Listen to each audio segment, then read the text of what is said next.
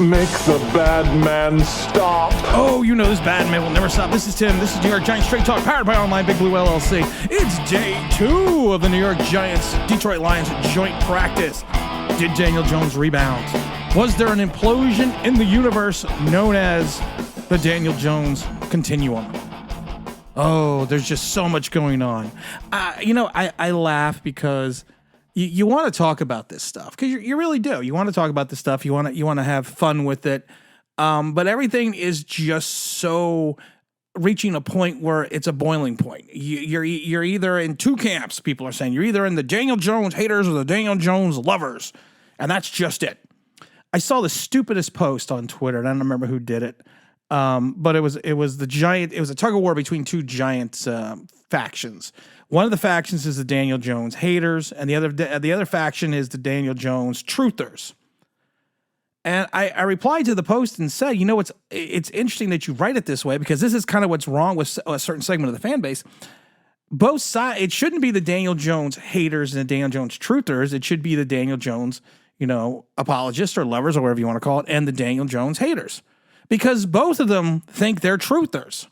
That's just the way it is. But this person is taking a segment and just saying, okay, you're either on this side of the fence or you're on this side of the fence. And if you're on this side of the fence, you know nothing. That's what's wrong with the fan base. I've talked about this before. People say I'm a Daniel Jones hater. I've said nice things about Daniel Jones. I've done good videos about Daniel Jones. I'll speak about Daniel Jones for 6. Let's make it easy. I'll speak about Daniel Jones for 12 minutes. And 11 minutes and 30 seconds of that time, it's positive. I point out one thing in those other 30 seconds, well, you're just a hater. I knew you were going to hate him somehow. No, it's not about hate. Nobody's perfect. Joe Montana, not perfect. Brett Favre, not perfect. Really not perfect. The greatest quarterbacks in the world, in the history of the game, going back to Johnny Unitas, not perfect. Nobody's perfect. But to sit there and segment the fan base into the truthers and the haters, that's what's wrong. That is seriously what is wrong with this New York Giant fan base. And it didn't used to be that way. We've talked about this. It didn't used to be this way. I go back to 76. I've talked about it before. I talked about the Sims-Brunner debate, how we all hated it. You were either in one camp, and at the end of the day, when the bell rang, we were all Giant fans. And that's just the way it is. Evidently, though, let's just get to Daniel Jones. Daniel Jones had a much better day today than he did on day 1. He looked sharper. He looked a little bit more consistent. People said he looked good. He did. He moved well. He moved with a cat-like fluidity on the 11-on-11 drills. Threw a couple touchdowns to Darius Slayton. One nice one in the corner, evidently. So to me, it was a rebound. It was a rebound. He shined also on the 7-on-7 drills. They're saying he tossed several touchdowns, including 2 in the red zone. One was a near interception, but the ball was dropped.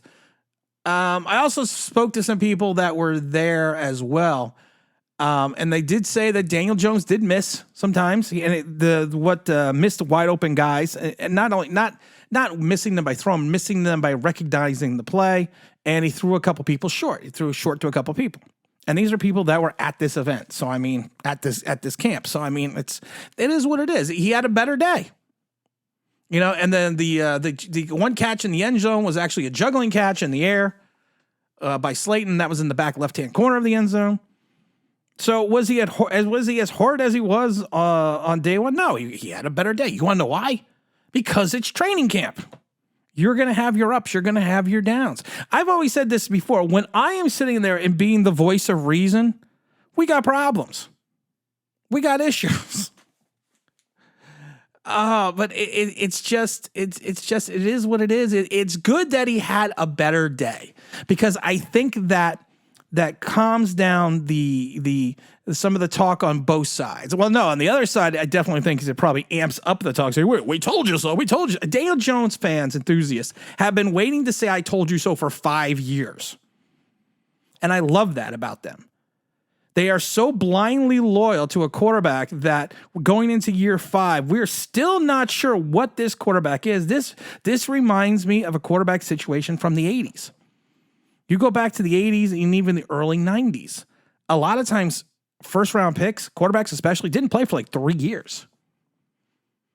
But the difference is Daniel Jones has now the 4 years of experience, not like back in the 80s and 90s, where these players didn't come in and start until like year 3 or 4. It also has to do with free agency and contracts and everything else nowadays that you need to get your quarterback on the field as soon as possible because once you get out of that rookie deal, things get kind of kludgy. But it was a good one. It was a good one. And everyone says it was a very, very good practice for Daniel Jones. They, and I love it though because I was reading the Giant report on it on Giant Wire and a bunch of things on Twitter, and you would read through it and you would think that was like the greatest day ever for Daniel Jones. And then at the very, very end, they write, I mean, literally at the very, very end of the article, was Jones perfect? No, but there was a lot more good than bad. Again, just report what you see. Can we do that? Can we just see? And that's why I think I get in so much trouble on this channel. I just report what I see.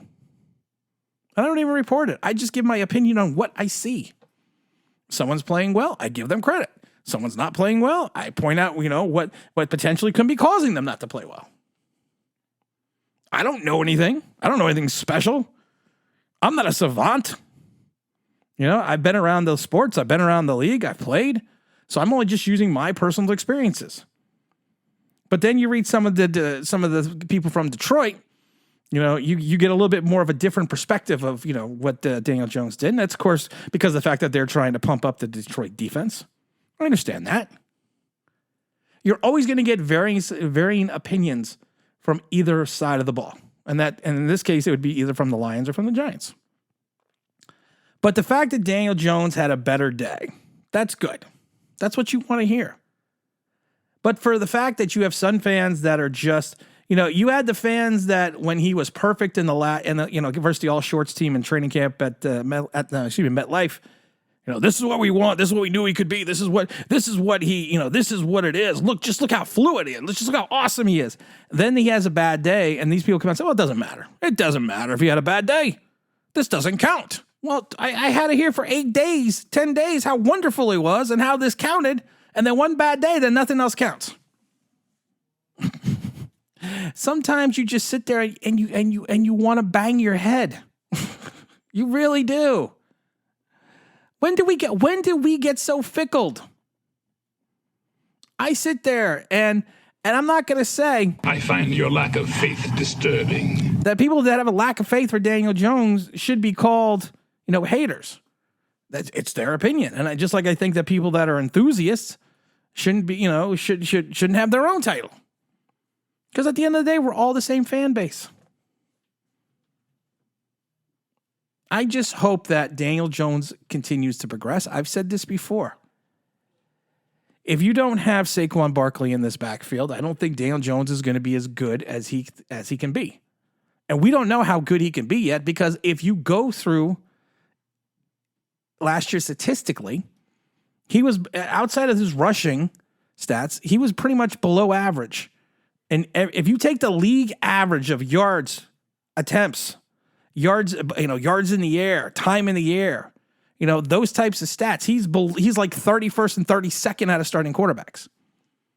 Same thing with yardage and touchdowns and everything else. And everyone will, then you'll have the other people to point at, look at his interception percentage. Yes, but your interception percentage is going to be low if the time the ball travels in the air is 3 yards.